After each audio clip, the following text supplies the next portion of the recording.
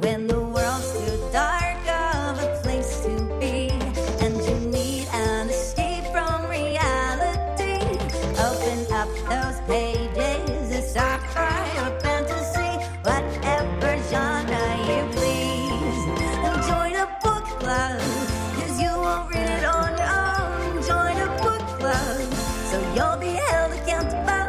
It's just a means to an end, but you're doing it with your friends, so join the book club by DLC. Well, hello there, book clubbers. Hope you got a little boogie in your seat this morning. Welcome back. You know, I saw a comment on the YouTube saying somebody said they tune in, dance, and leave. And they thought that would make me unhappy. That makes me incredibly happy. You know what? That's the most important part of the show. Just dance. Just dance. That will, if you know, come back, read the book later, come back, watch the show, the rest of the show later. That's fine. Just dance with us. I'm Jeff Kanata. I'm here with Lana Bashinsky. Hi, Lana. Hello, good morning. Truly the highest compliment that you would tune into a show just for the theme song. It feels like resonant. It feels like a moment. I was very proud reading that comment as well. Yes. And who can resist the funky beats of Emily Bashinsky? True. It's a delightful theme song. We're so privileged to have. We have a big episode for you. Talking about 3 chapters this week. Chapters 22, 23, and 24 of House of Chains. We're getting there. We are building. crescendoing. Mm-hmm. I feel it. We're heading it's a convergence. Feels like the calm before the storm. Yeah. I feel like all the pieces are being placed on the board. Yeah. And feels good. I'm very excited. I noticed on my Kindle, we hit 90% when we got done with these chapters. So I feel like, woo-hoo-hoo, it's getting good. But first, you know, we always start these episodes with a non-spoiler topic that can, you know, you can hang out, you can dance, and maybe stay a little longer if you're not caught up on the reading, and talk about books in our non-spoiler section as well. And this one, we love it when these are submitted by you. And you can always do that by sending us an email to dlcfeedback@gmail.com, or commenting on the YouTube, or hanging out in our Discord, which is 5x5 DLC on Discord in the book club section. We love getting recommendations or topics for the non-spoiler section. And this one comes from Delassus. We're gonna go with that pronunciation, Delassus. Or Lana pointed out, AKA Korbolo Dom's Ootooloo. Which I feel like is a joke I've been waiting to get, and then still is like over my head. So. Yeah, it feels like break into electric Ootooloo. Yeah. No? Okay, either way, delightful screen names. And this is the topic. The question was, what genre of music do you listen to while reading epic books? And Ootooloo themselves posted an awesome Spotify playlist, which we will link in the show notes as well if you want to check out their Spotify playlist. It's got, 32 tracks of epic music for you to put in your ear holes while you're reading, if you so choose. And Lana, I will say to you, do you engage in this practice, syncing up your medias while reading? I fairly rarely listen to music while reading because I find I like listening to music and I like reading.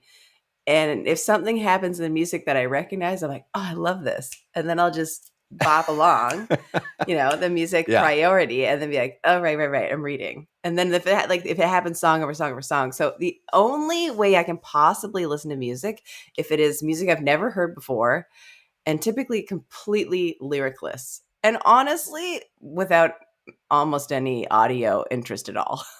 Like the music that you would listen to. I can listen to music as long as I'm ignoring the music. Exactly.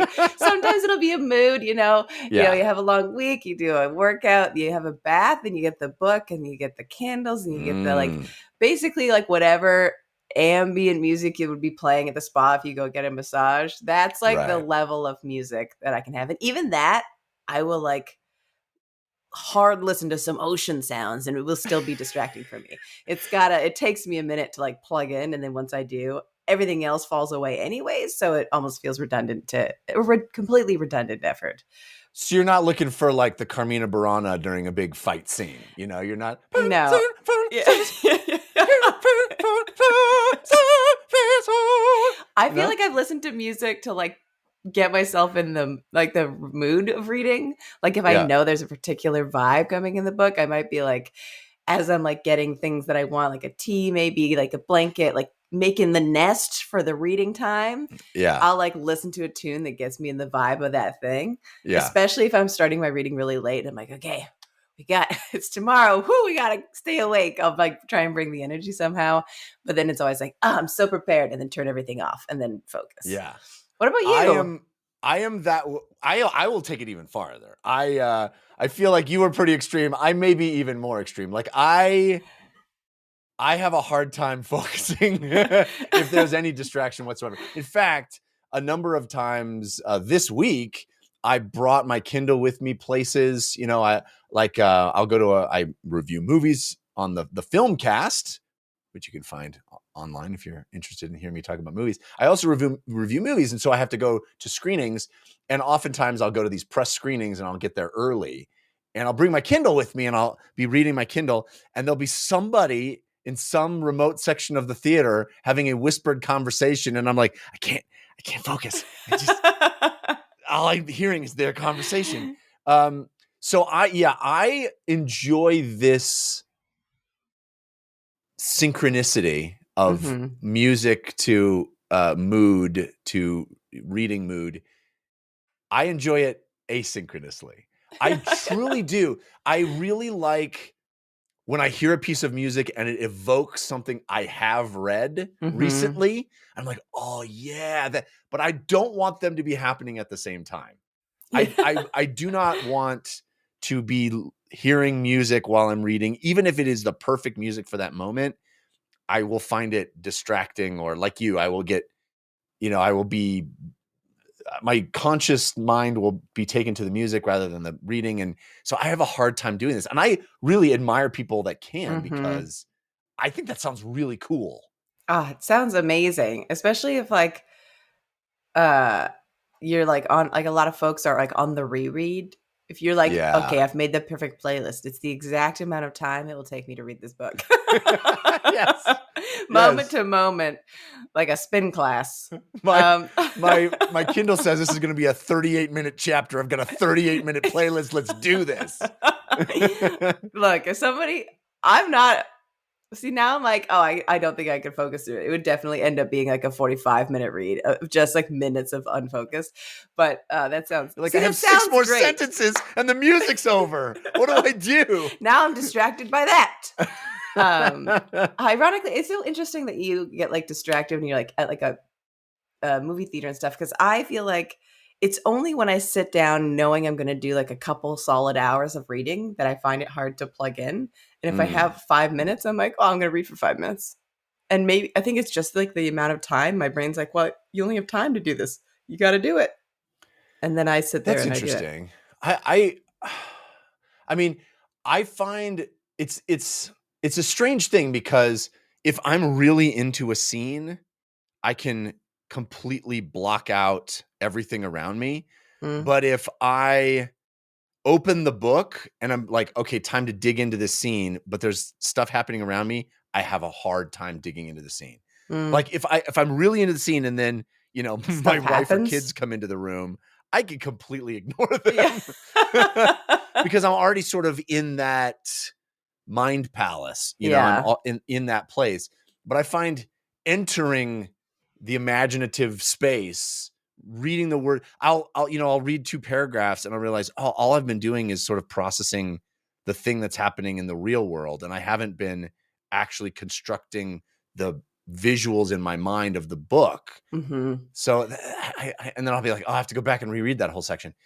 Yeah. The thing that happens to me probably most frequently, and now we're like way away from the topic of like music. What do I listen to? I listen to my own thoughts about like work the next day. And I don't know why this happens. I'll start reading and then I'll be flipping pages Yeah. But then I'm like, I haven't read any of that. I've only been thinking about work. And I'm like, why was I know. flipping pages? What was happening? What disconnect happened in my brain that it told my hand to do this, even though there's nothing Oh, dude. just hitting me and bouncing off? I mean, this is we could do a 2-hour show on this topic because this is me to a T, because I will read a word and I'll be like, oh, that's a cool word. You know what?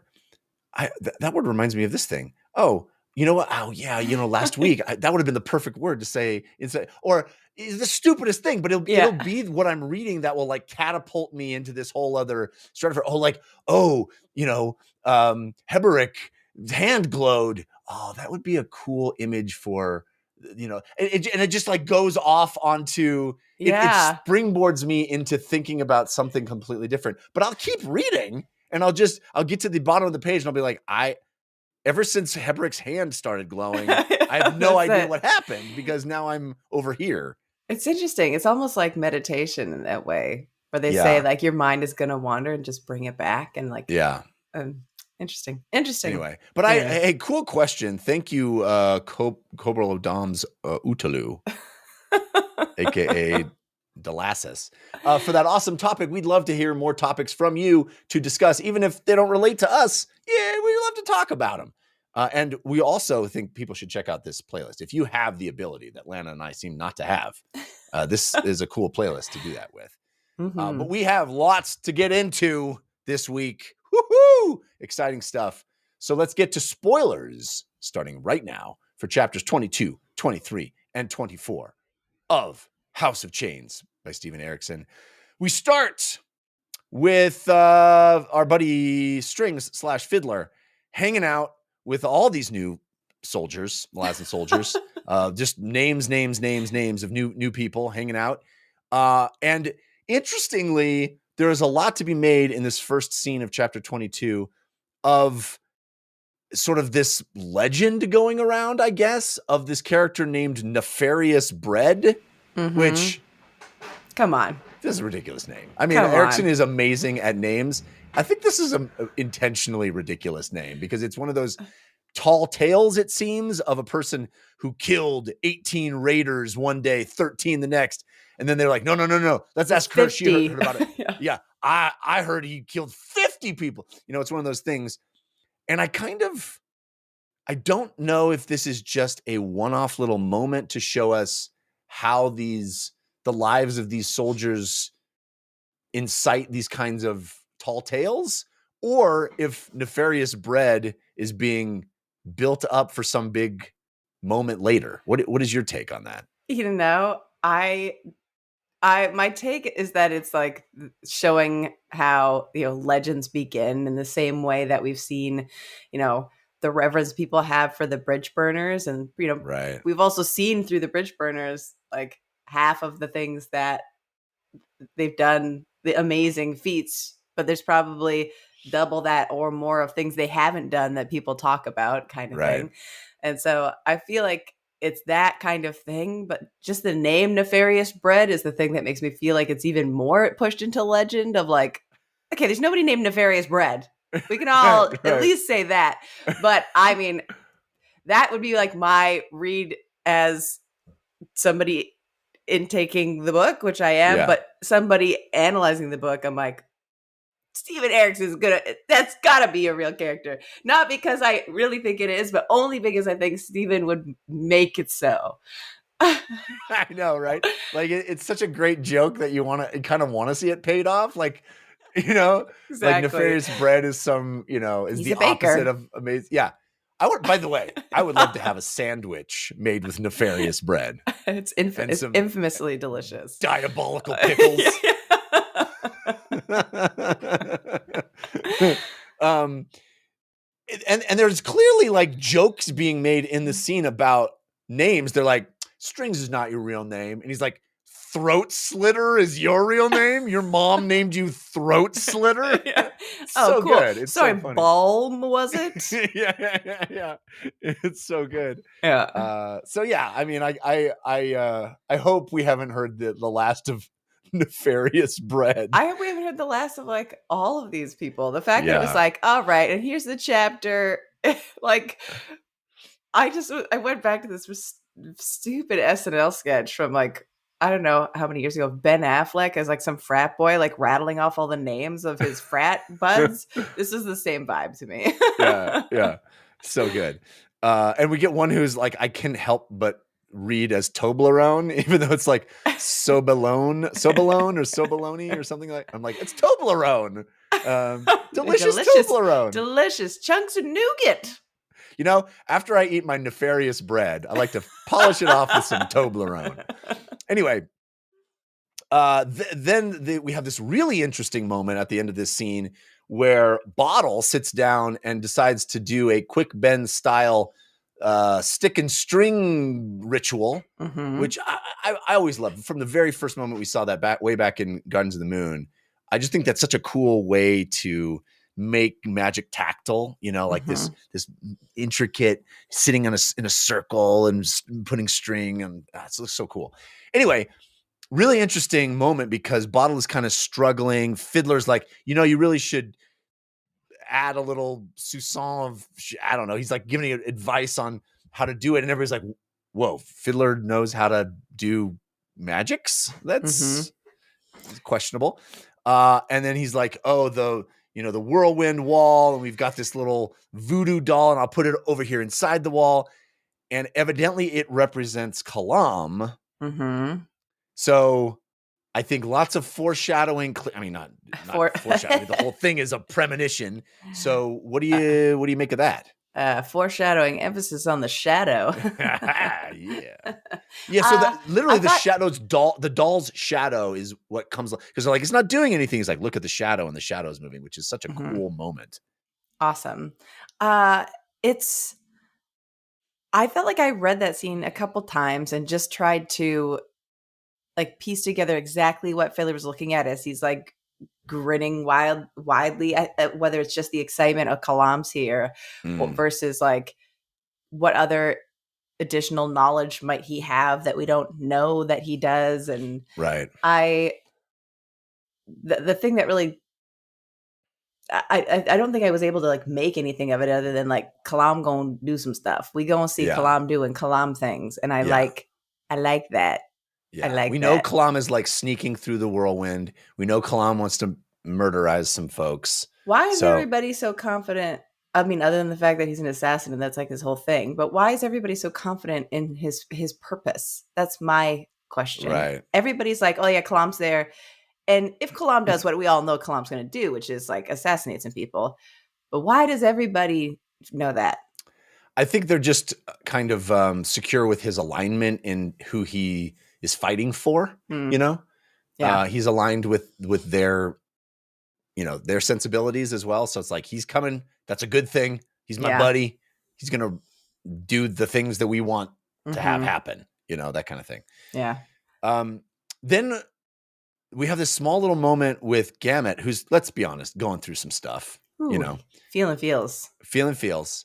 And has this kind of vision / maybe it's real of, all the voices of the dead screaming at him. And then Grub shows up just and is like, Grub. Hey, man, my dad gave me a ring or has a shiny ring on his arm. Bye. It's like, what? I actually loved that what Grubbs says there. I almost pulled as my favorite sentence just because I really, Grubbs a kid, right? And obviously he's obviously, in my opinion, more than that. He's saying something very mature with like a childish speech pattern of being like, Dad's got a ring. I like his ring. I like shiny things. I like looking at it. But it hurts my eyes, but maybe that's why I like looking at it. And I'm like, if you ever look at like a really shiny thing, it's like, yeah, there's like an intensity about it. You're like, this is it's so shiny. Right. And then him talking about the voices that he might be hearing in the whirlwind as being, they kind of hurt me in the same way. Like maybe that's why I like it. Too loud, right? Yeah. He's like, but in the same way that looking at something shiny has like an intensity about it that you kind of enjoy, he felt that way about the whirlwind. And there's like it's too loud, but there's something good about it. And Yeah. that's it's like an interesting foreshadowing into like learning what we learned through the next couple chapters. Yeah, and there's that interesting moment where Gamut comes up to Keneb and he's like, "Hey, I saw your son." He's like, "What?" He's like, "Yeah, he talked to me." He talked?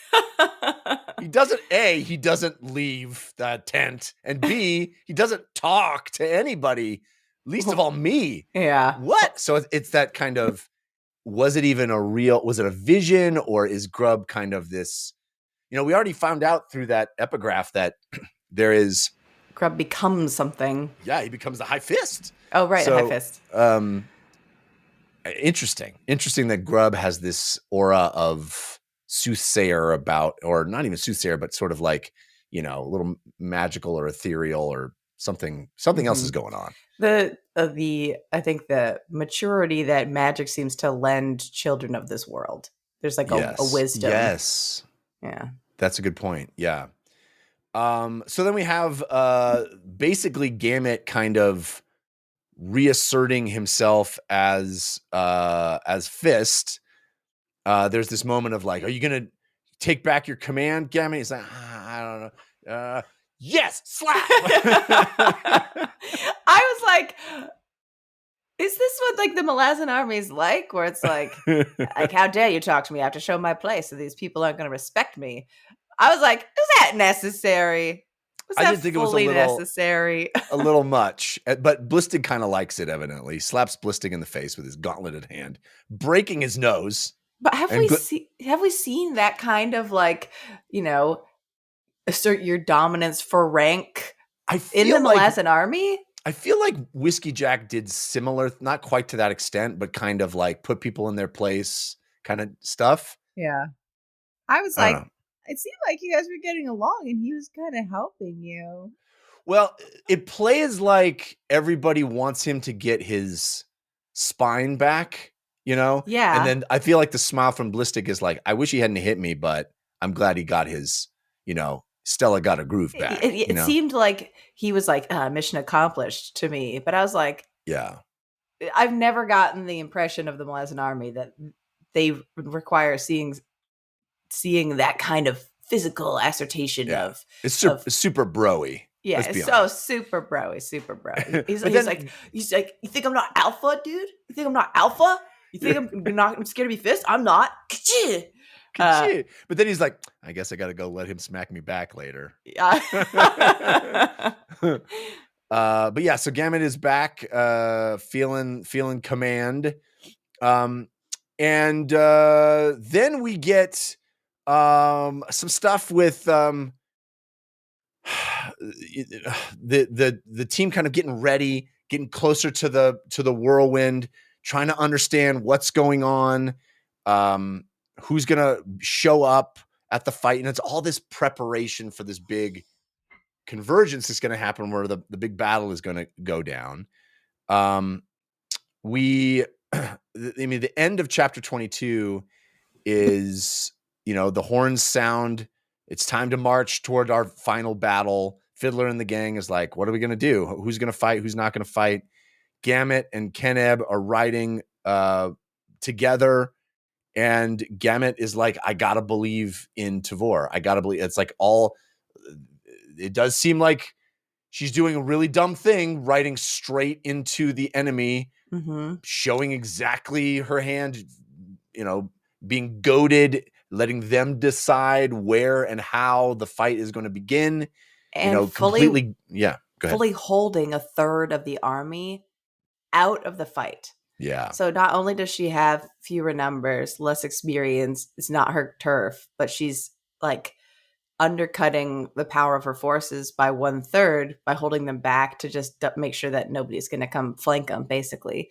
Which is like, okay, it's one thing to be said for making sure nobody's flanking you, but a third of your army seems like you could just have a couple guys be like, hey, turn around, Yeah. Well, clearly she's got a plan, right? We know Tavor is the military student of history. She's does the unconventional thing. She is that cold iron. So and we find out little hints at what this strategery is. But it's interesting that, again, kind of like Coltane before, like all the cold iron people that we've encountered, the rank and file are like, what are we even doing? This is stupid. Mhm. And there's a method to the madness. I Chapter believe. 23 starts with a delightfully comedic scene of Cutter and Apsalar eating Mogora's food. And she's like, yeah, I picked cockroaches and blood flies and Cape moths. And they're like, no. He's like, and I give them to the pets. And like, oh, okay, we can eat it now. Well, she eats them when she's a spider. Oh, so, right. She eats them when that's right. That's right. So they're like, I like it and they both put down their spoons listening. It's like, what is 10,000 spiders to do? Spider food, right? This should be normal, maybe. Yeah. And then Puss shows up and he's like, you eat that? It's disgusting. So funny. I love that. I love that whole, it's almost like a sketch. It's like, it's like something from Clue. Yeah. Anyway, our boy Crocus / Cutter already kind of feeling some distance from Apsalar. He's like, where should we go next? She's like, I don't know. And he goes, I felt the lie. So he knows that she's got plans, and we'll find out in just a few scenes what that's all about. But we head over to check in with Onrak and Trull as they are, they're getting ready themselves to try to find the first throne. Mm-hmm. Trull's got himself a spear he digs. It's fluted. A fluted spear, which is like a cool. Power Ranger.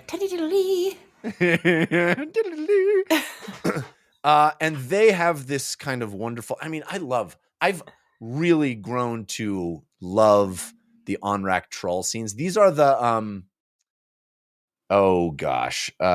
Tool and Talk. Yeah, well, I was gonna say Icarium and what's his name? Mappo of this novel.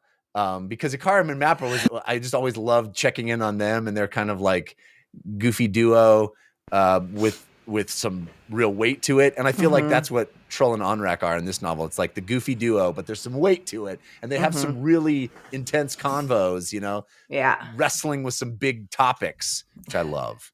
And so much like history. Yeah. It's like the history lesson time. Yes. And so they're also heading toward the first throne and trying to decide, like, are they going to be Tistiyadura there? Why are they serving the crippled god? What's that all about? Mm-hmm. And their little relationship is just awesome. Yeah.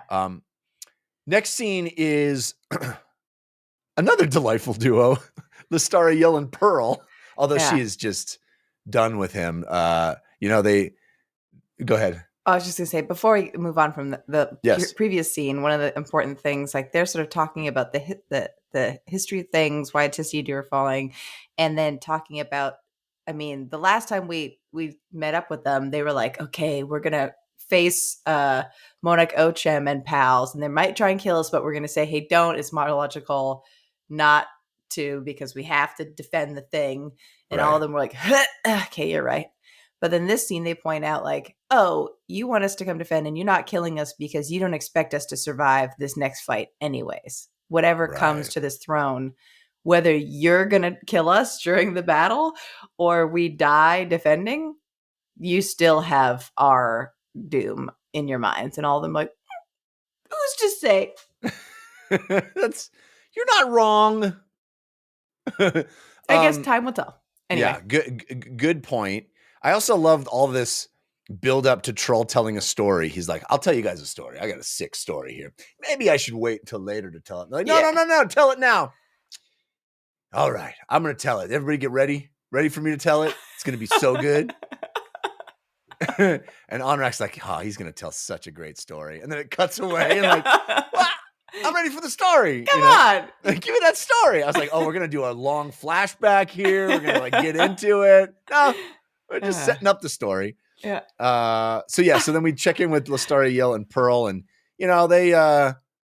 they became friends with benefits, and Lestara's having a little he has real feelings for me. Wants to hold my hand. He tried to hold my hand.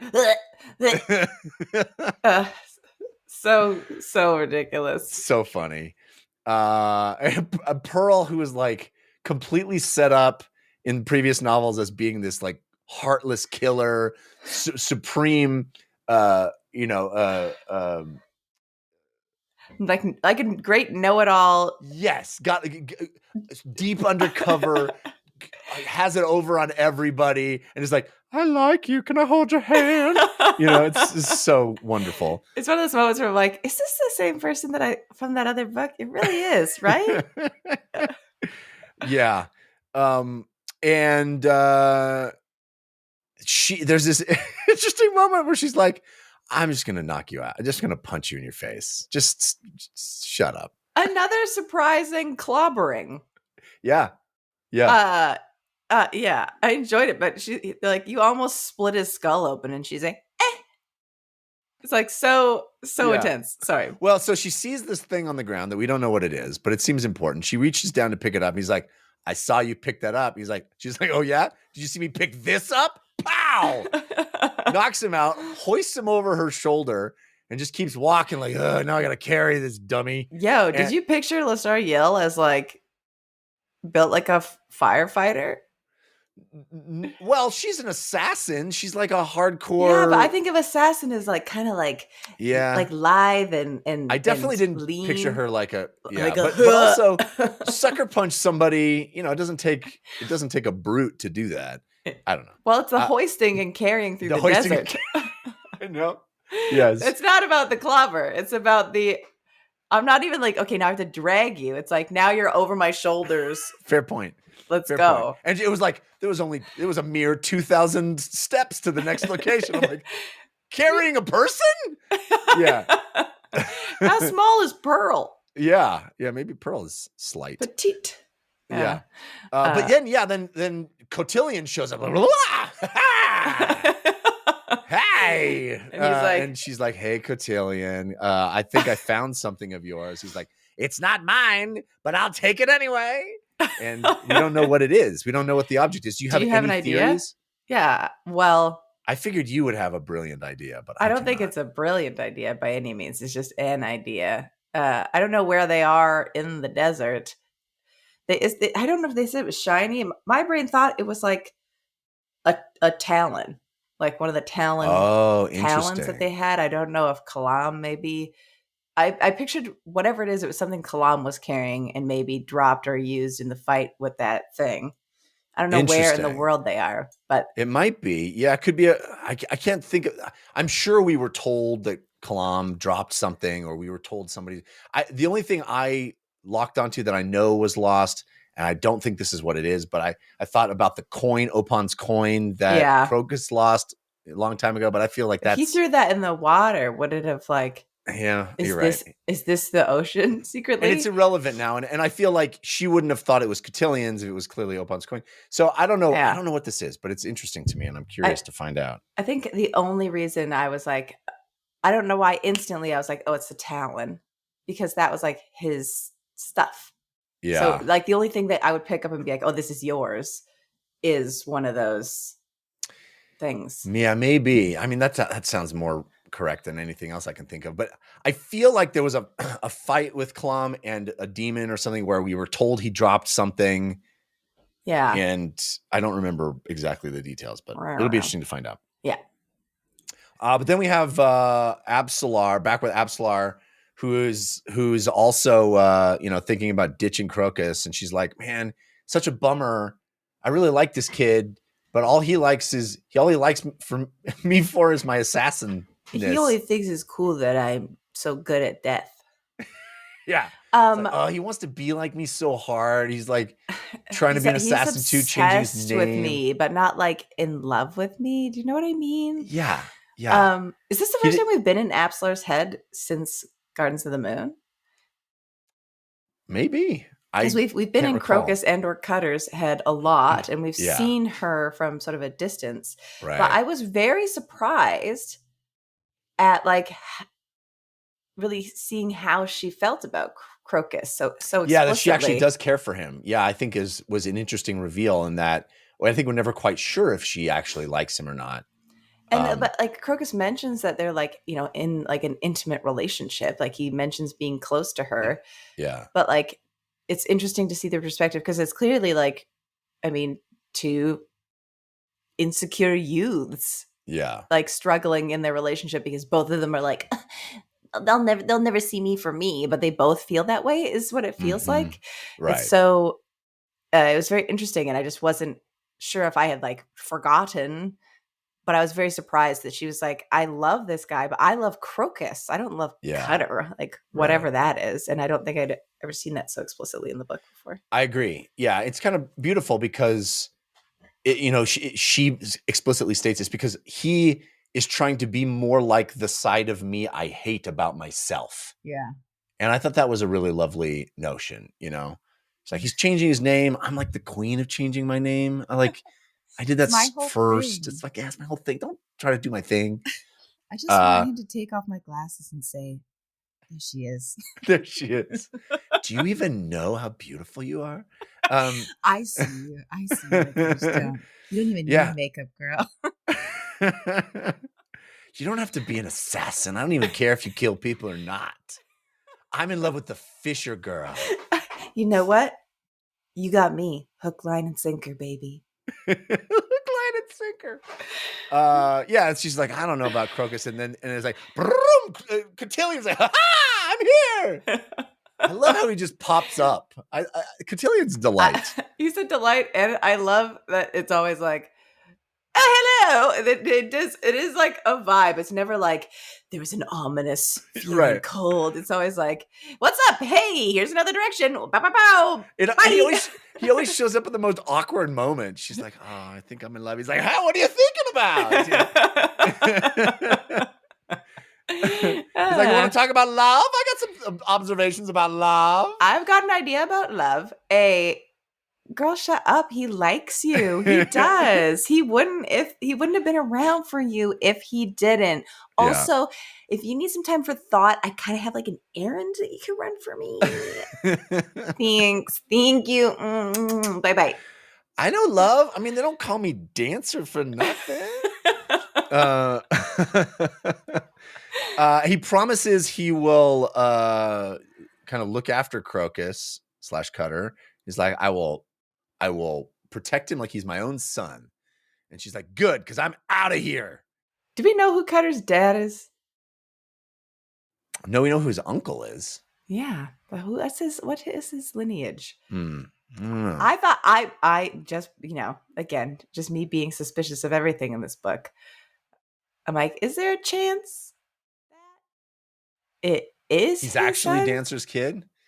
Interesting. That's an interesting notion.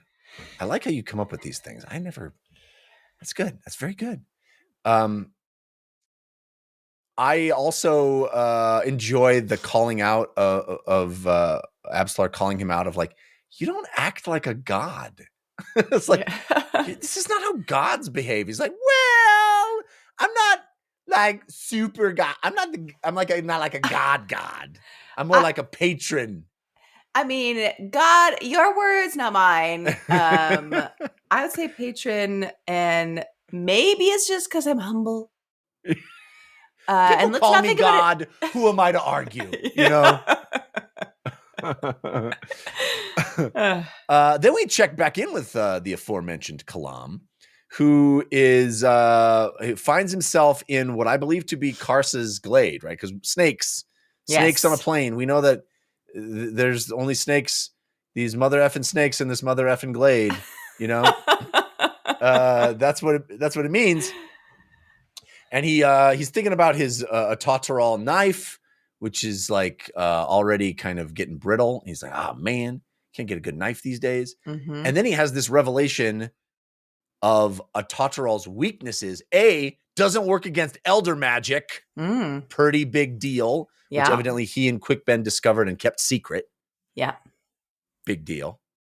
But also, when it gets hot and then you shoot magic at it, something bad happens. Something bad. I was like, does it go boom? Please just tell me. Please. But then I was like, isn't desert hot? Right. Isn't hand buried in Otatral in desert hot. Mm-hmm. I guess it's like I think it's when you forge it into something. it's like mega hot. Yeah. That kind of hot. Yeah. Yeah. But interesting. And that specifically is called out as being weak against Moranth munitions. So I continue to really enjoy this juxtaposition between magic as this potent force and, dynamite bombs as this, military might as this potent force. I really enjoy that too. It's so interesting, like calling that out, because we know that the ominous Otaro blade of Tavor is on the side with the folks with the munitions. And so right. It like calling out that connection. I'm like, something feels like it's going to go wrongo. Yes. Because we know the sappers are doing sappery stuff, getting ready for that battle. Also, the end of that scene, an acorn hits Kalam or falls at his feet, and he's like, classic. And I'm like, what does that mean? Well, was that the Azoth, the original Azoth house before we ever read the word Azoth was in an acorn? All the power was in the acorn? That's the only thing I thought of. I didn't know what it meant. The implication that I got, and you could tell me if I'm completely misremembering this or got it wrong, is that like he's thinking like, yeah, I know who threw that at me. Like an entity, a person, somebody tossed an acorn at him, and he's like, "Yep, oh man, classic." Cotillion's like, I have one quick stop. Okay, anyway, next. Yeah. Well, interesting that Cotillion's agents are Kalam and Lestara Yil, right? He's like sending two people at the same time. What are the chances that Ralik-Nam woke up and he's like in the house, and then he's like, Pew. Well, the house can make you go anywhere, right? You can teleport anywhere. Maybe he just teleported an acorn. That'd be cool. I would love to see Ralik-Nam again. So we head back over, checking in with our buddies Troll and Onrak. And we are introduced to what I believe to be is a completely new faction of people that immediately get super important. Yeah. The Aries. Yeah. Aries. Ancestors to the Imas. Now, I didn't put this together. Maybe you did. But the little cheat sheet that I'm using points out that these are the people that we saw Kalam watch in the memory that were domesticated by the hounds. The Aries are the ancient people. Though. What's that? Or not Kalam's memory. Leoric's memory. That's me getting that wrong. Sorry. The memory, the ancient memory of the ancient people, the sort of Neanderthal, pre-human people that were there and were domesticated by the hounds. These were the Aries. I did not put that name together. I remember that they said, in the memory, I think Osric said something about them being eventually folks who would turn into Talon or something like that. But I did not put together that this was the same type of person that Mary. I was actually very surprised in all three chapters. They talked a lot about like sloped brow. There's like a lot of Neanderthal imagery across even people who are currently in the army. Like that first scene with Strings talking to that guy, and he's like, "Oh, we got to get the slope brows over here." And I'm like, "Slope brows? They're like described as like bigger, hulking, like harsh features."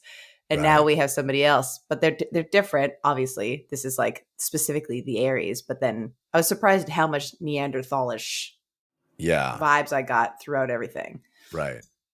Yeah. And very interesting that they become very important immediately. There's this really awesome passage about how they get their power from layers, which is, I just thought was a really cool concept. Layering,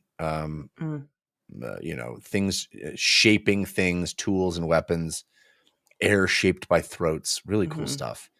And an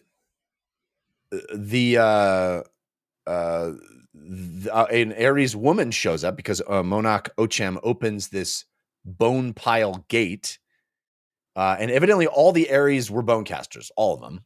Interesting. that they were still, they had magic, but they were still domesticated by doggies. Dogs. And this huge Aries woman shows up, and they get transported into this crevasse. Yeah. And evidently this Aries witch, they call her a witch, steals Troll's seed. Which made me think of super rude. Super rude. That was his seed. He'd never given it to anybody.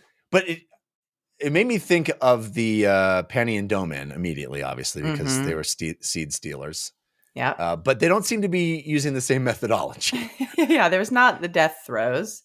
Yeah. Well, also, I don't think she steals his seed by getting funky with him. She literally like cuts his stomach open. Yeah. I felt this whole scene was like incredibly disorienting. It felt kind of like like an old like murder mystery where it's like something is happening and the lights go off and everybody goes, Yeah. And then the lights go on. It's like, the body. Who is the killer? It was like the vibe that I got from the scene. And so the description of the whole thing was very, very, very I think it's a perfect explanation because you're right. Because it is kind of like that, like crazy lady shows up we've never seen before of a whole kind of people that we're just learning about. Then all of a sudden she's gone, and we wake up, and Troll's got a cut on his abdomen. It's like but she stole my seed. And then even weirder, Apt and Panic show up. It's like, whoa, what are you doing here? Yeah, there's but the thing, if I'm remembering correctly, and I'm probably not, is did she like, they said there's like, there's blood everywhere, and he had little cuts in his stomach, but they said there's like a bunch of blood. But I thought they said it wasn't just his blood. Right. Well, they think it's the Aries lady's blood. That's my reading. Yeah, I thought that too. But like, what happened? Was it like a ritual thing that she did that she had to? Do you have any ideas? I agree. I am uncertain because, and there's some reference to like his mind was taken or transferred or something like that. Like she took Troll's mind, and then all of a sudden Apt and Panic show up, and it's like, oh, now I have a whole other thing to be worried about. Like, what's that about? Yeah. Loved seeing them again. Super big fans of those characters, but what's going on? We see Panic wearing like all these awesome weapons, and they're here to guard the first throne, I think. Yeah. And they're like, you're going to go through and talk with the person who is like our who's leading us, who we follow. Isn't that what Panic says? Which to me, it's going to be Minala? Kellenved? Oh, is it Kellen? Yeah, because he raised them. He was like, hey, demon, you got to be nice, demon. And she's like, I want this baby, and I want it to be my baby. And he's like, okay. Right. And then he made Panic a little. Right. And they get to walk through the Shadow Warren. They have the 1,300 kids. And we know supposedly that Kellenved took this throne early on. Right. But hasn't sat in it, has sat in it, stopped sitting in it. I don't know. But I think it'll be Kellenved, but I don't know. That's interesting. Yeah, a real cliffhanger there. Very crazy scene, and then you're just out of it, and you go, "Wow, what is that? What's even going on?" Very disorienting. Like, something important just happened. Anyway, on to the battle. Yeah, on to the battle. So we're out of chapter 23 into chapter 24, and it starts with the battle's going to happen. Gamut is getting ready, looking at the armies. They're, kind of creating these barricades on these coral islands. Really awesome imagery there. But he's like, this is useless. This is pointless. We're not going to have to defend this. She's going to wait for us to march to her. I don't understand it. And they're trying to figure out what's going on. Nil and Nether are hearing the song of the goddess. They understand that the goddess wants to claim the fragment of the Warren, but the spirits aren't happy about that. And Tavor is like, are they going to prevent it? And they're like, you were right, Tavor. You were right. Mm-hmm. Interesting. Mm-hmm. Tavor, always one step ahead. I'm like, how does she know? Yeah. Where would she get the info? Yeah. Where's her intel I don't coming know. from? But it's really interesting how, I love how, as we step closer to this big confrontation, this convergence, and this is, I feel like this is one of the defining features of the Malazan books is everyone's got plans on plans on plans. Everyone's got machinations, Yeah. I love it. Like it because like, I know some people read books and they like, main characters who are almost kind of empty in a way so that there's like self-insertion that you can be like, oh, that could be me, because there's few enough details that it could be me. What I feel like is so exciting about these books is the fact that you can't know everything. Like I, as the reader, am not omnipotent.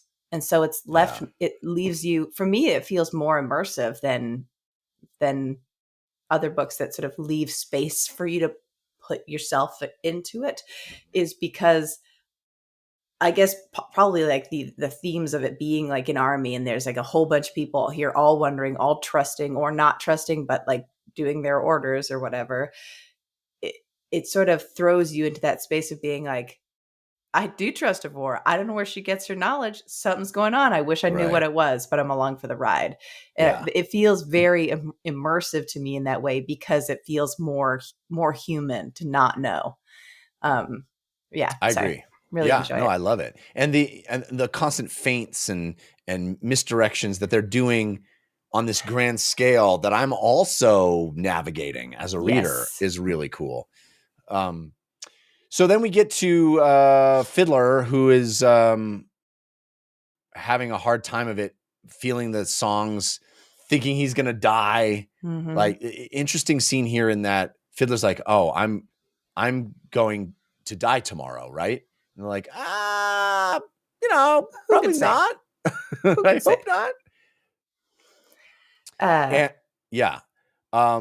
And there is more talk of the Ares all. I don't know how to pronounce that, which we found out about in the epigraph before this chapter, that are uber powerful spirits from Ruraku's ancient past.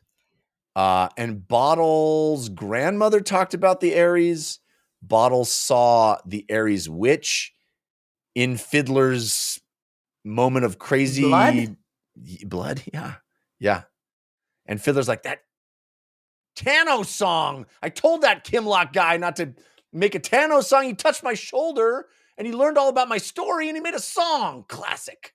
But like, didn't he, I thought that was so interesting that he's like, so annoying. It's so frustrating because I'm dealing with it. There's like voices, whatever. But like, isn't the song that he would have made, wasn't he like, let me gift you a song that will help you, that will be like a boon to you. Right. And so he's like annoyed by it. I'm like, but wasn't the whole point of him wanting to do that so that he could give you a great gift? And in the end, he's like, here's a conch or whatever, which is like the distract you away from the fact that he definitely gave you whatever he's going to give you anyway. But even though it seems like, there's something bad going on, I'm like, isn't it good though? Probably. Yeah. Well, I think I think you're right. I think Fiddler's going to realize that this was all sort of good despite his feelings, and that there's some tie into the Bridge Burners as a group too, it seems to me, because it's like the song about the Bridge Burners, not just him specifically, but like his history with the Bridge Burners. And there's talk here of like, weren't all the Bridge Burners disbanded? He's like, yeah, but they were all born here in Ruraku. So there's some sort of seed of their origin here, Interesting. Yeah. Then we get to my favorite scene of this entire section, because it's got my new favorite character of the entire series, Korab. I adore Korab so much. Every time we see Korab is a delight, because I can't wait to see what kind of Marx Brothers, Three Stooges, Jackie Chan. Some- Who do you want to say? Some wacky happenstance. Yes. Yeah. It's Buster Keaton, Yes. It's incredible. And here we have him, Leo Man's like, go talk to I guess he's headed off to find Mathok, I guess. Yes. And he's like, okay, I'm gonna get on my horse. There's people shooting at me. No, he's And going to Tavor. Is he going to Tavor? He goes to Tavor. Yes, he does go to Tavor. You're right. But is that where yes, that's right. Yeah, he's gonna go tell them about the fact that the Wiccan dogs have arrived. Yes. And he literally is shot at with crossbow bolts, falls underneath his horse, kicked in the head, helm off, all the way around the other side of the horse, back up, and he's fine. He's all right. The moment he's like, I guess I'll go, I'm not going to bother saddling the horse. I'm like, why? We know something you don't know, but just put the saddle. Okay. But I guess that's like what lets him just kind of like squip away. So great. So brilliant. And then, I just can't get over the audacity of Erikson to just keep him doing alive. this. I just love that it's a bit now. It's it's his thing. He's Mr. Lucky. Yeah. And the inventiveness and imagination with which he comes up with these new, like underneath the horse around the other side. And meanwhile, like his bow lance to the master or his weapon or whatever, like these assassins or whatever, like reverse Robin Hooding each other. Like, their arrows are hitting each other and stopping so they can't get him. It is so good. It's so good. I like, seriously, bow to the master. It is like it is so delightful to read and so much fun and so goofy, but like it works. Mm-hmm. It's great. It's great. Okay, so then we're back with Haborik and Solara, and he's trying to get her off of her drugs, off of her Durang. And he's like, we got to find Leoric and Felicin the Younger. And I think that her sort of recognition of him as a protecting force is kind of fun. And he's like he's gonna save his girls, Yeah. the old paternal figure. I love it. Yeah. I also I love the character. He's like, I can tell you're coming out of it because you sure have a lip on you. It's so good. Yeah. I've seen that before. Yeah. Yeah. And there's this moment with Shaik where she's looking out the army. She finally sees well, just before we get to Shaik, is it before we get to Shaik? Do we return to Heberick? Yeah, we return to Heberick. Okay, in the next scene. Yeah. But she sees that they've got the warlocks, Nil and Nether. Mm-hmm.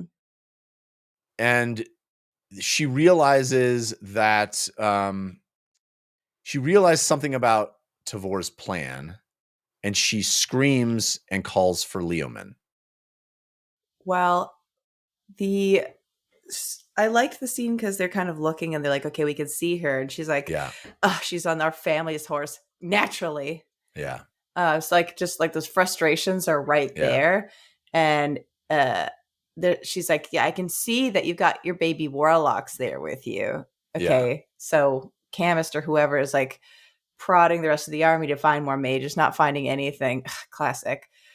He knocks it off. And then Tavor, that's when she sends her blade away so that Nil and Nether can start getting the spirit vibes. Yeah. And in that moment, the whirlwind is able to feel that, see that, because the blade is gone and freaks out on her. Yeah. And because she realizes that oh, they're going to use elder magic, Yeah. right? Like that's what she's realizing is these spirits of the Aries that are trapped or The whirlwind contained in goddess Raraku. must have been this oppressive force, because like the whirlwind Yeah. goddess is squatting in this slice of Warren, just like Right. everybody else who's trying to own the place. And there are people who, I guess, the spirits who have basically been, chained down to Right. this space because of that oppressive force. And obviously they're probably clamoring to have some kind of sense of freedom or peace. And I don't know how sort of afterlife realms work, but it seems like the whirlwind goddess is not loved by the spirit people. So well, yeah, I mean, it really does speak to, if we want to transpose it to our world and kind of pull connections and references. It does feel like colonialism, imperialism. There is a people who were here first. There are people who sort of embody this land, and we can all squabble over who owns it now, but they have a right to it. They have a claim to it that precedes any of this. Mm-hmm. And I think that's really a powerful notion that's being kind of discussed here is like, hey, we have all this might, all these potent forces that we can play with, magic, our newfangled magic, our munitions, all of that stuff. But there's an earlier, more potent energy here that we can awaken and we can use to our advantage. And immediately, Shaik is like, oh no, I get why Tavor is so confident. Ruh-roh. Yeah. Very cool stuff. So then we do check back in with Haborik and Solara. And she's like, where are all the girls at? Where are my girls at? From the front to back, I must be feeling that. Put one hand up. I can't believe that. Try to take my man. See, I don't need that. Anyway, that's an old song no one remembers. And I don't listen to music while I read books, so I don't know what I'm even doing. Anyway, so dumb. So dumb. She's like, all of Bidethal's girl spies should be here. And Haborik's like, yeah. I don't, she's like, hey, he kept saying stuff about how true darkness was going to arrive, the real darkness. And go ahead. This scene was like interesting because I didn't quite. It's one of those things where like something urgent definitely happened. I don't get it yet, but something urgent happened. But I think like Heberick was like, okay, I'm going to take you to the Stone Glade, and then we're going to introduce you, and then you can go off, whatever. But Heberick has talked with Lorik, and they're going to be part of the battle. They know they have to be present. But now it seems like there's an urgency where he's like, I'm not even going to take you to the Stone Glade. Get over there. You'll find her over there. You're going to be fine. Just hustle. And I have to go find Bidethal right now. Right. Because he's misunderstood something. Right. But then those assassins show up. Yes. And stop everything from happening. But you're right. I think this is this notion of a convergence where, I think in lesser novels, honestly, in lesser works of fiction, you have two forces arriving to confront each other.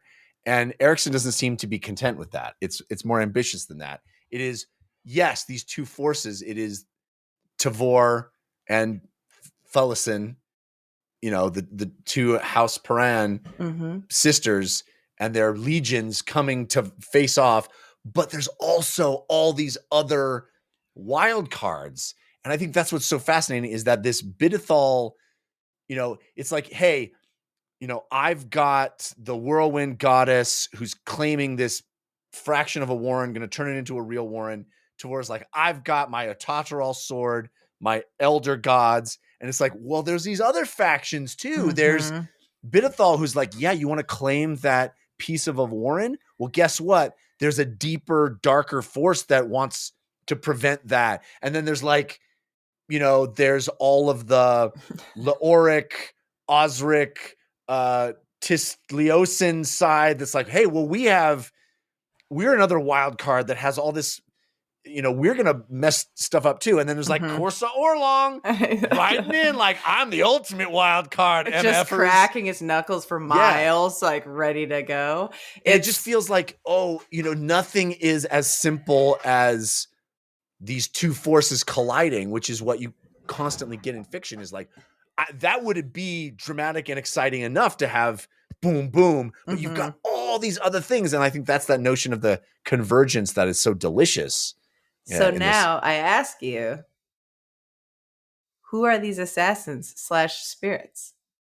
Well, I think it's two different things. It's the assassins are the assassins that we saw Korbolo Dom.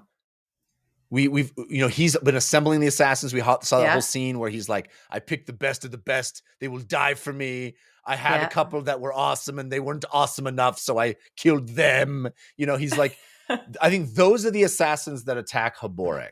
Okay. They an amazing scene too, where they just totally, they come out with knives and he's like, tiger slash, and like, I got him. And then it's like, pull, he gets pummeled with crossbow bolts. Yes. From amazing scene. But then, and he's like, Solara, get out of here, run. And she runs off. And then we have the spirit, the ghosts that show up and save him. You think, I think the people who shot the crossbow bolts were also assassins of Korbolo's? That's my reading of it. Okay. My understanding is they were sent to murder Haborek, and he is saved by these ghosts that I think are, I'm not sure exactly who they are. Do you have a guess though? I had a guess, and now I'm not able to recall what it was. Oh man, I can't remember. What do you have a guess? I mean, my guess are I don't have like a firm guess. I'm not like, oh, do you have a guess? I think I know it. But like the only thing I can think of with this talk of like, okay, we got the Thanos song. Oh, it's for the bridge burners. The bridge burners are all dead. Whatever. Right. They're disbanded. I'm like, is it spirits of bridge burners who did die? Oh, interesting. And because this is where they were born, this is where their spirits have come, even though, like, are they called by the song? Is it that they just live in Raraku because that's they're where their hearts are? Like the way that the spirits talked, it wasn't like, who is this one that we must, it wasn't like distant. It was like, hey, what should we do with this guy? It was like an attitude about it that was so all right, no familiar. more surprise attacks. Yeah. I totally agree that they spoke more like grizzled bridge burner or Malazan soldiers. Man, I can't remember what my theory about this was, but I felt like I had one. Anyway, interesting. And Solara comes back. Haborek says, I got to heal. Pull me back to the temple. Then we're back with Shaik, who's going to get in the armor of her predecessor, Shaik Elder. She's like, oh man, this is intense. Leoric comes in wearing his armor. Everybody is coming in with armor. And then they pull in Korab, who's like, oh, you're not going to believe what happened to me. But I'm here. I got to warn you. And Shaik's like, oh, why don't you heal him, Leoric? He's like, okay. Heals him. And he's good. Just before we go ahead, that the scene of Shaik looking at Shaik, the former's armor, I loved her like looking at that, because even though like Whirlwind Goddess or whatever is like giving her this confidence that we infuriatingly see in a moment, the moment of being like, yeah, she was good with a sword. Look at this helmet. It's like these foreign materials to her. And it almost seems like a moment that's like going to knock her out of it in a way to me. Because it's like, man, this is real. This is not who I am. This is not what I've brought. I don't know how to use this sword. Like, then maybe Whirlwind Goddess like will just give her that knowledge or whatever. But it is, I just really liked it as like a introspective moment. Sorry. Yeah. Continue. And it's so cool when Leoric shows up and he's like, you have 300 of Mathok's warriors protecting you, that's not going to do anything. You're not going to be. What are you doing? She's like, oh no, I'm cool. It's cool. I'm the whirlwind goddess will annihilate all. Annoying. Yeah. Like so annoying. And I know it's like the mind poison of the whirlwind goddess. Yeah. Like that false confidence of being like, everything's fine. And like the fact that Yeah. she's like smiling through it. It's just like, obviously, well, from my perspective, written to be that like to show that obnoxious. That she's poisoned by that. Yes. And it worked. I just want to shake her. Be like, what is wrong with you? Are you kidding me? Well, I love the insight too that the whirlwind goddess isn't here to win a battle. Yeah.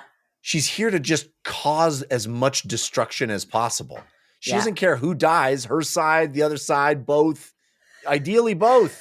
It's such a cool, it's like you think she's here to be this, this weapon to vanquish your foe. She doesn't care about that. So good. Anyway, so Felicity's like, okay, I realize I need to get Korbolo Dom out of a leadership position, get Leomin back, give me some of that cold steel up in here. And she's like, Korab. He's like, the perfect man for the job.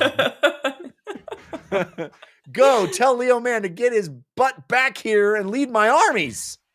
He's like, I just came from the tape on the crossbow bolts. Oh my God. Can I get another hit of that healing action real quick? Maybe a saddle. So then Leoric leaves.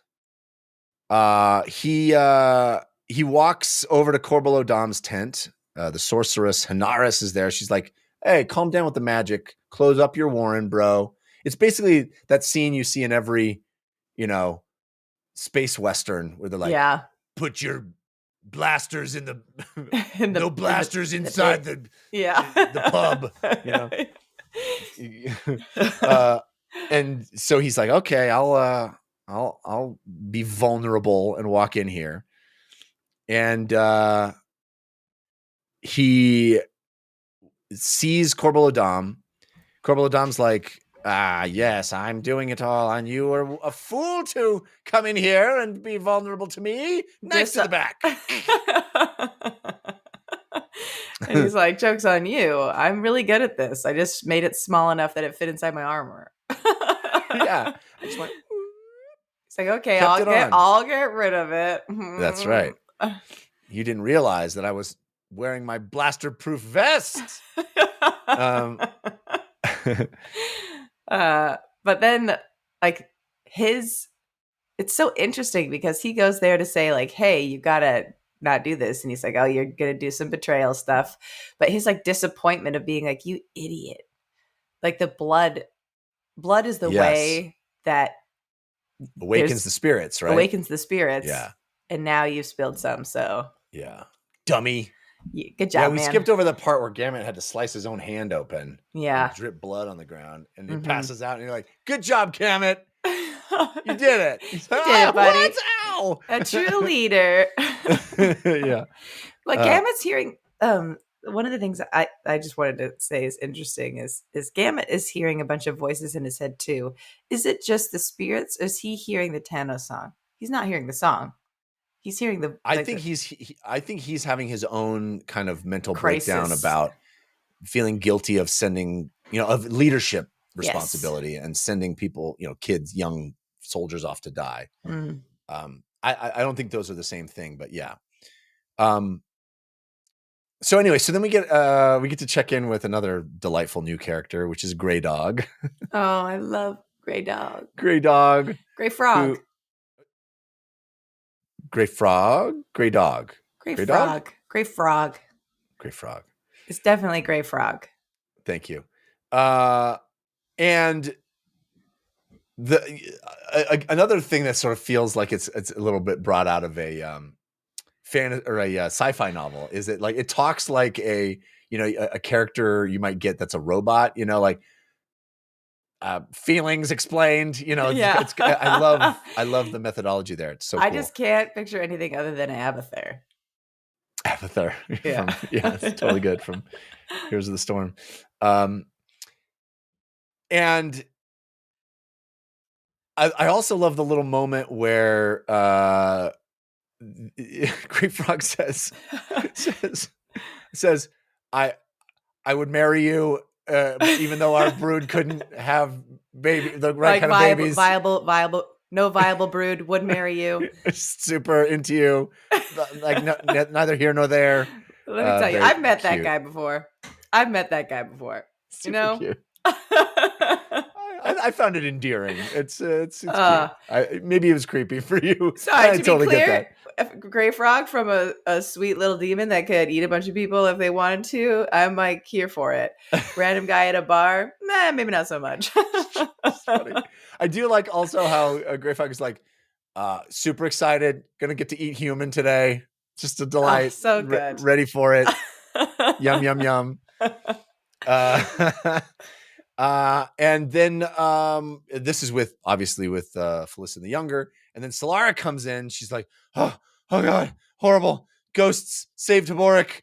He's recovering in his temple. We got to get there. And Felicity's like, calm down, have some wine, which I immediately was like, that's the last thing I want. Yeah. I mean, I understand like fantasy wine is not exactly the same as real wine, but it's always still. watered wine. But even still, you're not finishing Hood to Coast and crossing that finish line and like cracking open a Chardonnay. Yeah.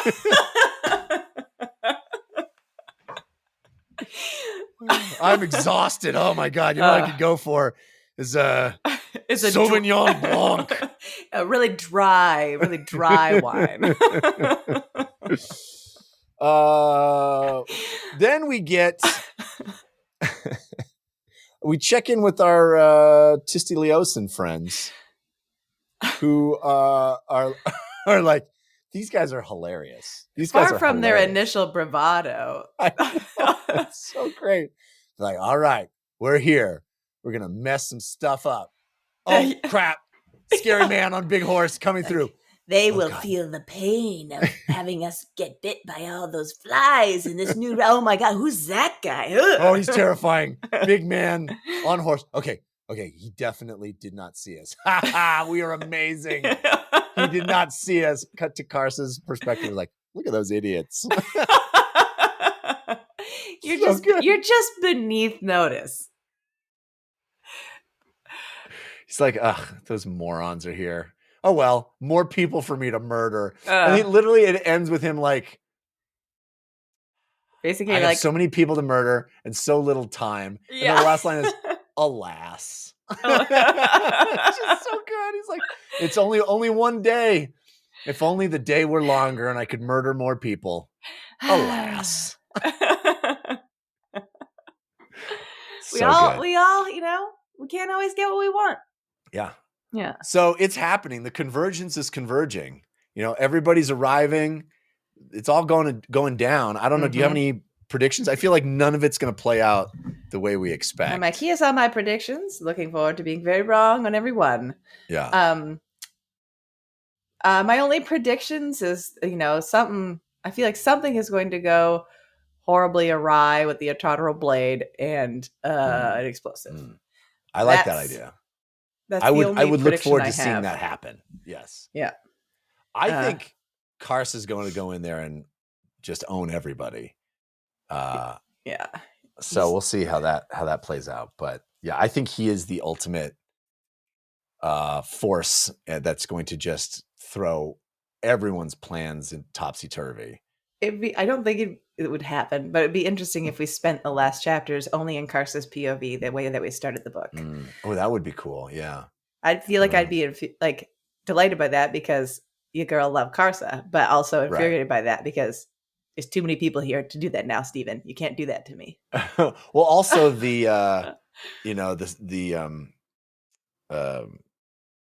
what's the word I'm looking for?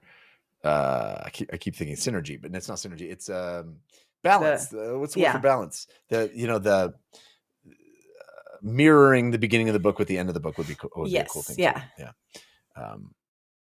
Anyway, I'm very excited for what's next. I thought these chapters were awesome. We got an awesome Korab moment, some really cool anticipation setup, realizing what's all the different forces that are in play here. It just feels like that's one of the things I really enjoy about these novels that isn't always the case with long fantasy series, is that each novel so far has really had a beginning, middle, and end.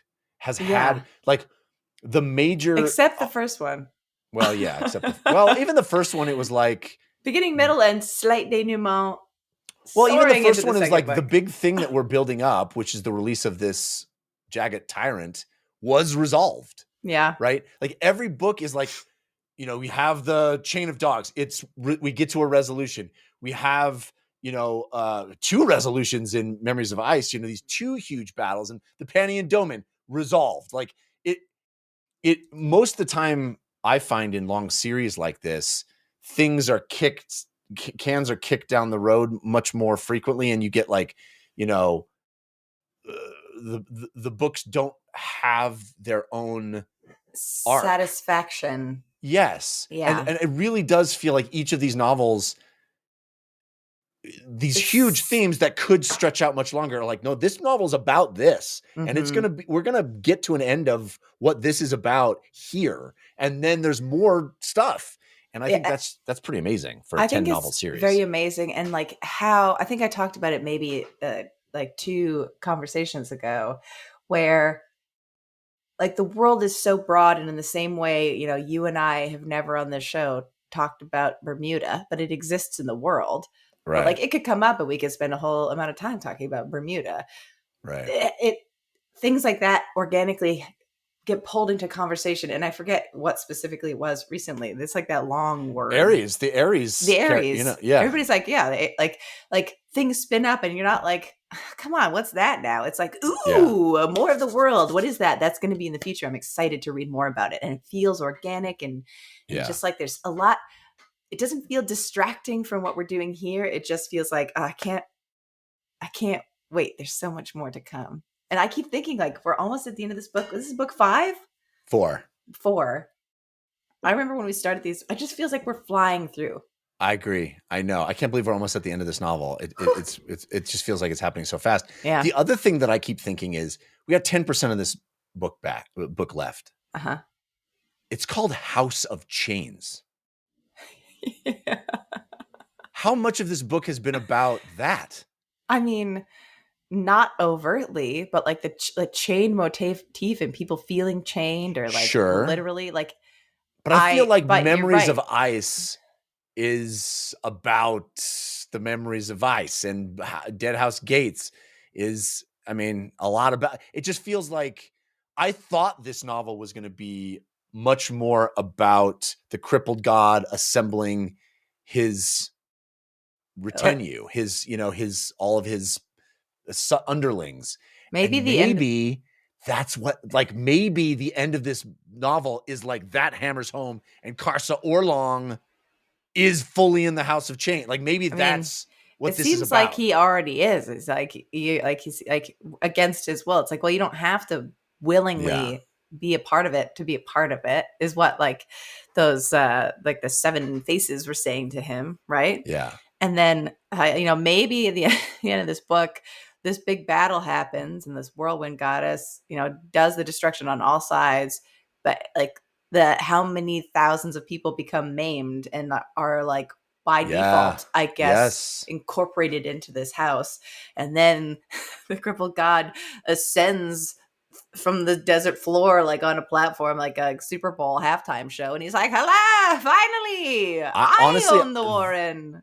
That was going to be my big prediction. Is I do think this is, this is a wild speculation. I don't have any idea if this is true, but I think that all of the chaos of this convergence sets the stage for the crippled god becoming more powerful. Even if it is what you say, where it's like everyone's maimed and there's more sort of fodder for his army or for his legions. Yeah. Or if it is, if what Bidethal has been talking about, that true darkness is somehow the crippled god, or the crippled god has access to that, or it somehow empowers the crippled, like that. The fact that Tavor, here's my prediction. I think Tavor is going to be so effective in defeating Shaik / the Whirlwind Goddess, more importantly, the Whirlwind Goddess itself, that its claim on this fractured part of the Warren will be relinquished, and someone else, i.e. The power vacuum, the crippled god, yes, will be able to capture that and become even more, so that, that we have all this stuff of like, maybe there'll be a whirlwind Warren. It's like, no. I think the crippled god's going to seize that and empower himself, and that will establish the House of Chains for real. Is the crippled god the same thing that Bidethal's? That's not Bidethal, who Bidethal's working with, but Bidethal talks like he is, because he's like maiming these girls, but maybe the girls are like part of the crippled god, and maybe like the true owner of Shadowthrone, the true butt for the throne of Shadow is gonna like kick the door in and be like, I'm home now. Yeah. Where's my chair? Kind of thing. Well, that's the other thing that we haven't even really talked about with all this convergence stuff, is that there's also all this stuff happening with the First Throne. Yeah. Where people are, defending it, arriving at an Onrak, and Troll are headed there. It's like, but is the First Throne, how does all that play in? Is the First Throne in the same desert? Because like they're wherever they are, right? Well, they said it's beneath a city, right? Yes, but to me, I'm like, is it beneath the city that's in Raraku that like Felicin and them were traveling through? Because they're like, I'm like, what are the chances? I mean, I just said that thing about like Bermuda or whatever, but they're like Troll and friends are there, and they're like, this heiress witch is here, but then she's also with Fiddler. Yeah. I'm like, to me, it seems like they're stacked on top of each other, and like, it's part of the convergence, but I think they must be close by, because it's not like just an emotional convergence. I think they are physically in a similar location. Or if, the whirlwind is like the slice of this Warren, are they like on top of each other in like a planar existence? Because half the army, or like the armies, are in the Warren and they are not. It's going to be interesting to see. Like I said, 10% of the book left, so we'll see. It's exciting. It's exciting. I think we have 2 chapters next week, and the epilogue. And then, is that already? Is it already next week? I thought we had 2 more chapters and then 1 chapter and the epilogue. I thought we had 2 more weeks. You might be right. Did I pin the post? No, I don't have pinning. I don't have pinning.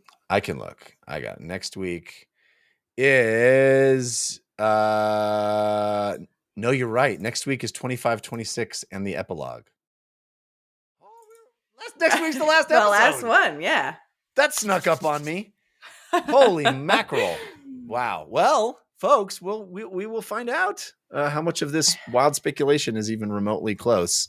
And as always, everybody is always super respectful. But even if anything we said seems to be like kind of on the money, don't let on. Yeah, don't tell us. Please. Yeah, don't tell us. We'll have a big convergence ourselves after we finish the novel. But it's fun. We have sections to read that were our favorite. I have a couple of long ones.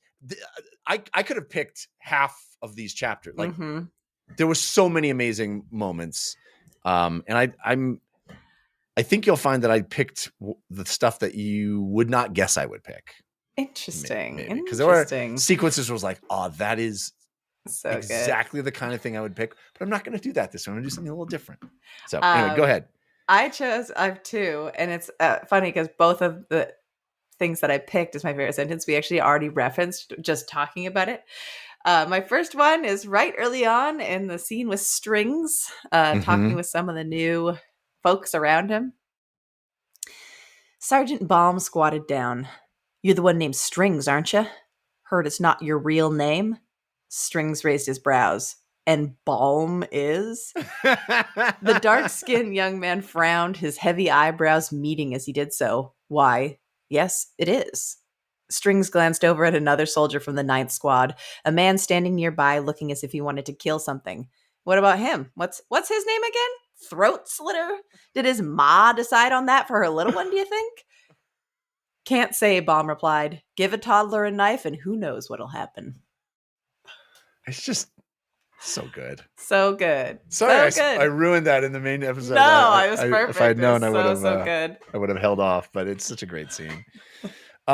So one of the things that Erikson does, I think, as good or better than anybody else, is describing landscapes and environments. And I almost never pick a description of that for my favorite sentence. So this week I am. This is kind of long. I'm so happy you did. I almost picked the descriptions as well. Please continue. Oh, I'm curious if this is one of the ones you thought of, because I just thought this was so evocative and such a beautiful image. Goes like this. This is Onrak and Troll scene.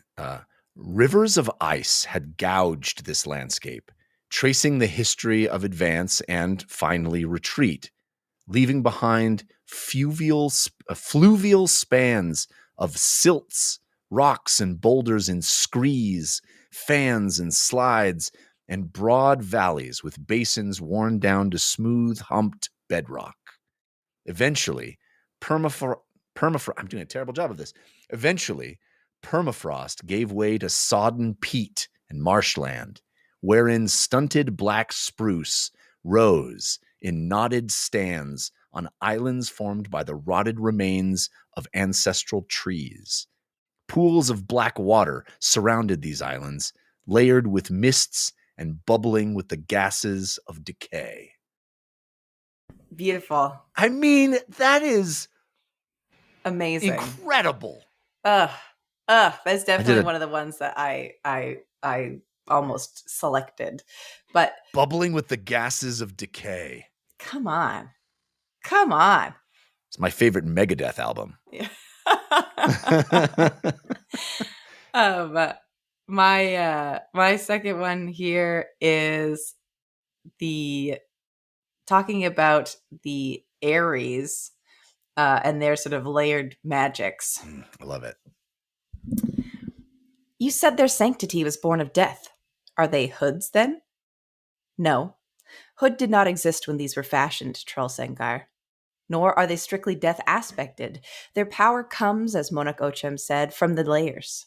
Stone shaped into tools and weapons, air shaped by throats, minds that discovered, faint as flickering fires in the sky, the recognition of oblivion, of an end to life, to love. Eyes that witnessed the struggle to survive and saw with wonder its inevitable failure. To know and to understand that we must all die, Trollsengar, is not to worship death. To know and to understand is itself magic, for it made us stand tall. I love it. Yeah. So this is more of that. My next really? One. This is long as well, but this is kind of a further exploration of that notion. Pressures and forces are ever in opposition, the Edur said as he rotated the spitted hair over the flames, and the striving is ever toward a balance. This is beyond the gods, of course.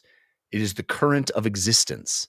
But no, beyond even that, for existence itself is opposed by oblivion. It is a struggle that encompasses all, that defines every island in the abyss, or so I now believe. Life is answered by death, dark by light, overwhelming success by catastrophic failure, horrific curse by breathtaking blessing. It seems the inclination of all people to lose sight of that truth, particularly when blinded by triumph upon triumph. It's so good. And he goes on to talk about how he's like, you could make this fire burn the whole forest down, and you would be super into the fire, but then it would kill everything. And then Monarch's like, that doesn't matter at all. And he's like, no, that is the only thing that matters. Mm-hmm. So good. So good. Beautiful. If you have another, those were the two that I selected. One more that's literally a single line. Do it. And I just love it so much. It's it's Cuddle after they do the string thing and they make the little voodoo man and his shadow moves, and so they're like, look, the shadow's moving. Yeah. Cuddle goes, magic's creepy, I'm going to bed.